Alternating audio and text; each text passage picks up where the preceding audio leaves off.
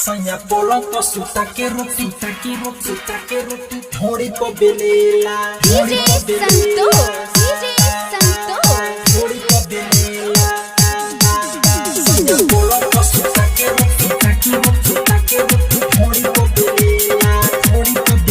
Sanya polong po suta ke roti thori po belela Sanya polong po suta ke roti thori po belela कोई से बताई लगता शरम कोई से बताई लगता शरम चढ़ली जवानी हमर हो जाता गरम चिप्स ताके दिया ताके दर्द बड़ी देला सैया पलंग पर सुता के रोटी ढोड़ी पर बेलेला सैया पलंग पर सुता के रोटी ढोड़ी पर बेलेला कोई से बताई लगता शरम आए हाय कोई से बताई लगता शरम चढ़ली जवानी हमर हो जाता गरम चिप्स ताके दिया ताके दर्द बड़ी देला सैया पलंग पर सुता के रोटी ढोड़ी पर बेलेला सैया पलंग पर सुता के रोटी ढोड़ी पर बेलेला ताना स्टूडियो दिल्ली सैया पलंग पर सुता के रोटी ढोड़ी पर बेलेला रिकॉर्डिंग पर तराना म्यूजिक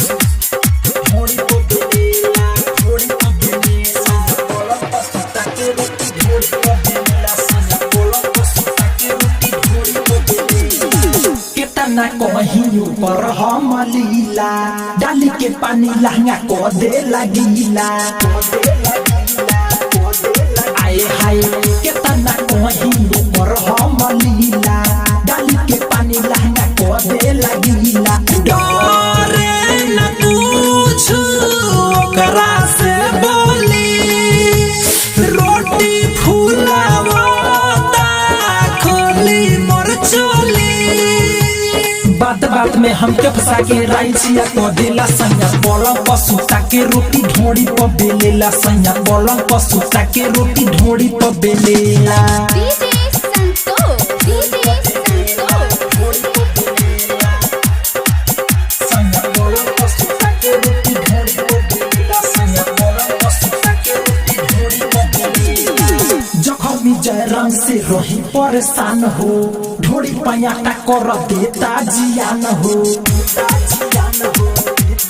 हाँ जखमी जयराम से रही परेशान हो